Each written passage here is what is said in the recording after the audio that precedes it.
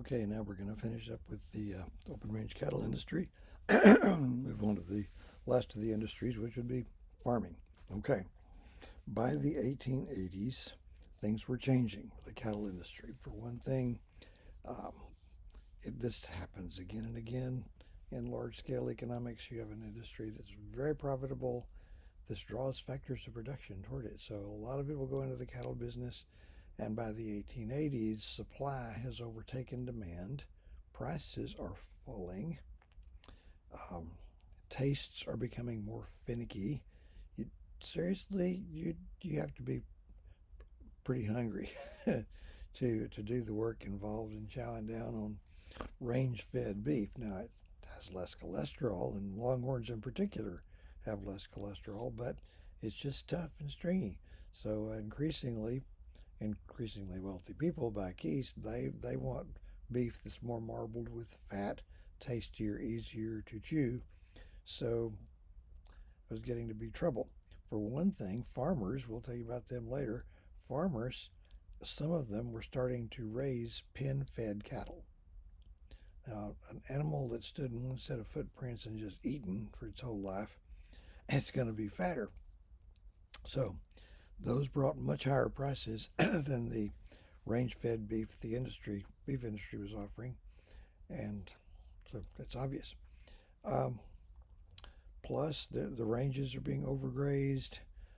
There are too many ranches, too many cattle. Some suspect that the operations were actually cooking their books to make it look like more than they had. The cattle industry had become the open range industry. By this time, it had become just major league corporate agribusiness.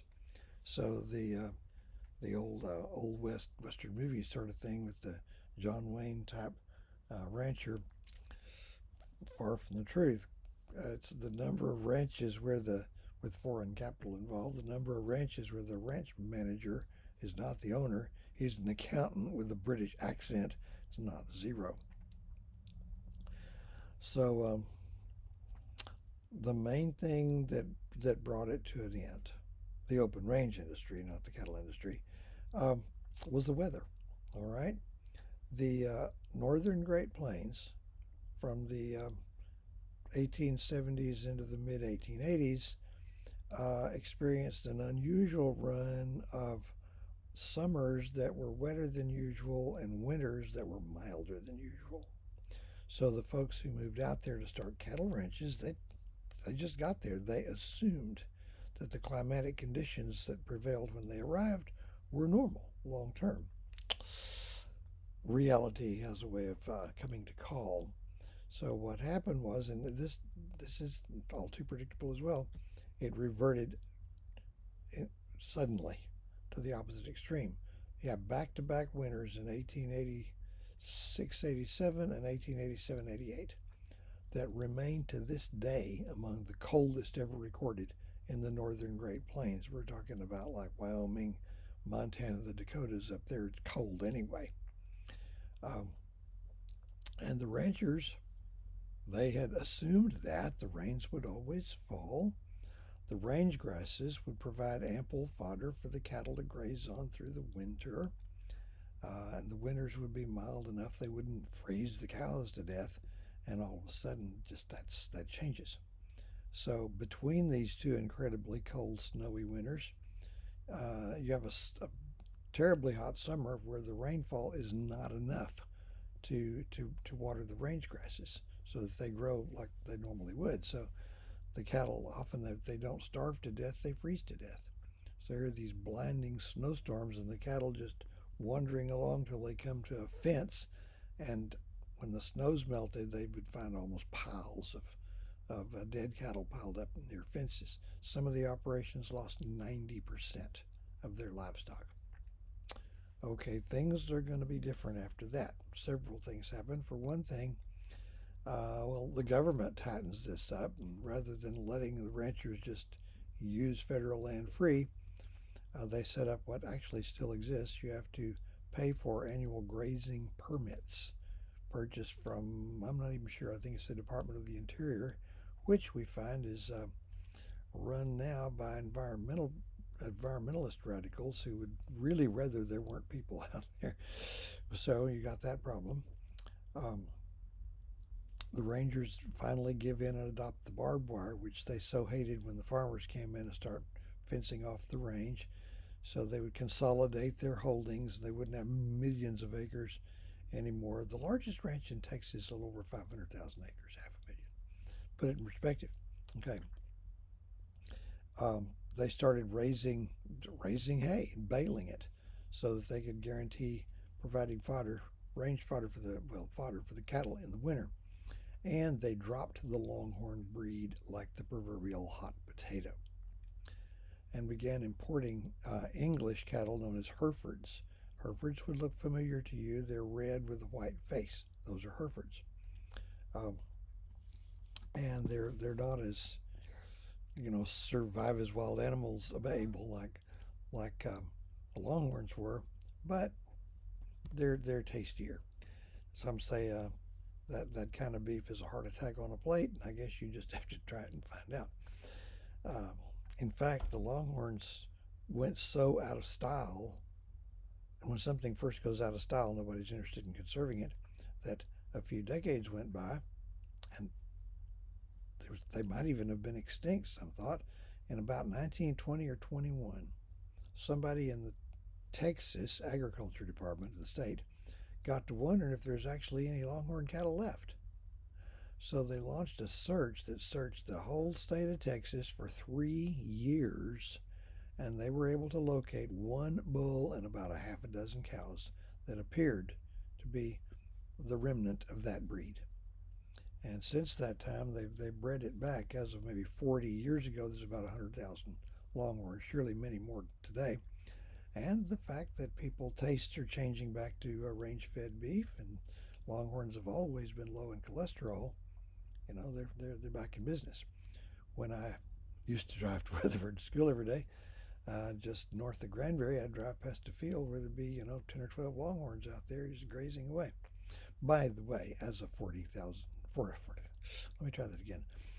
years ago, the U.S. public was consuming about 100,000 head of cattle a day in steaks and Big Macs and hot dogs and whatnot. Okay, so plus the ability of ranchers and farmers to irrigate, provided with the advent of windmills, things are changing. So we'll leave the open range cattle industry behind. One more little thing. I mentioned that some cowboys were former slaves. You think what would draw a former slave to that kind of work? Because the work it's not romantic. Okay, the work is hard, it's lonely, it's difficult, it can be dangerous, the food's not that good, and the pay is low. So what's the deal here?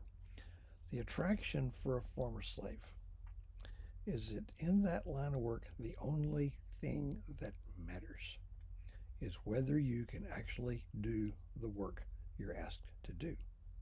If you can do that work, then you have the respect of the men you work with. Where else in 19th century America is a black man going to find that? Sad but true. And they were good at it too. So that's not a problem. Okay, let me see what time it is. 8 minutes, nearly 9 minutes in. The third industry chronologically, and by the way, these overlap. The chronology has more to do with startup times, would be farmers as opposed to ranchers. Now, farmers had hesitated to go into the Great Plains for several reasons that, they appear to be valid. For one thing, maps of the United States labeled the area as the Great American Desert. So pretty good mental image that is connoted by the word desert, so some of them just wrote off the idea without even looking. But then if you do get out there and look, you find there aren't any trees. The few there are the scrubby little things, not much more than bushes. And that sets off all kinds of alarm bells. For one thing, if there are no trees, that was thought to indicate that the soil was not fertile. Turned out it's exceptionally fertile, but absence of trees. Also, rainfall is not as plentiful. The farther west you go, the lower the rainfall totals become. You depend on rain. And these farmers, and these aren't amateurs from the big city. These aren't steel workers that got frustrated. These are farmers. They're professionals. They assume they know what they're doing. But back east, you could cut the trees down, build your house and your barn and your fences out of the logs, and that's not a problem. You don't have a problem with salvaging wood as fuel. Out here, what are you going to do? So the farmers have initially leapfrogged all the way to the Pacific coast. But the time comes when the only livable land left to be farmed is the Great Plains. So they start moving out there in the 1870s. They confront a whole list of extremely daunting problems. It's hard to even know where they start. The fact is, the problems are so huge that most of these farmers gave up after 2 or 3 years, sold out, and moved on. Seriously. You don't find small farms in Nebraska or Iowa or someplace like that. To begin with, first thing you might try to do is build some place to live in. You don't have logs. What are you going to do? If you could afford to bring a train car load of lumber out there, even if a train was available, it's not yet, you can afford to be somewhere else. So they would use the sod, which I guess I should have put that first, but let me go back up and put that first. The soil, although fertile, was very, very difficult to break the first time you try to plow it. And then once you do start plowing it, it's sticky. It sticks to your plow. So the roots of the range grasses were so thickly intertwined and knotted, and the soil is so thick and sticky that if you brought this cast iron plow from Kentucky or wherever you came from, that's not going to work. You're going to break that thing before lunchtime comes. So in order to break this soil, you needed an expensive polished steel plow. This is at a time when steel is first becoming available in greater quantities and cheaper. Steel is highly refined iron, and it was just slow and expensive to make. Well, a man named John Deere, yes, that John Deere, he has a color named after him, invented and began marketing steel plows. Iron cannot be polished. Steel can be polished. That reduces or eliminates the problem of the soil being sticky and sticking to the plow and disabling it. Plus, it's much stronger and less likely to break. So the tough sod. Now, that's going to double back and be your initial solution to what you build a house out of. You're going to cut sod blocks like bricks out of the ground and stack them up like bricks and build yourself a soddy, a sod hut. And across the top, you're going to spread branches from whatever bushes may be growing thereabout and another layer of sod bricks on top of that. So you were living in a dirt house. It could seem to be comfortable. Some of them had doors with hinges. They had windows with glass panes. They had rugs on the floor. They had beds and furniture and wood stoves and all of that. But it's a dirt house. Now, that has problems of its own. It doesn't rain that often up there, but when it does, it rains a lot.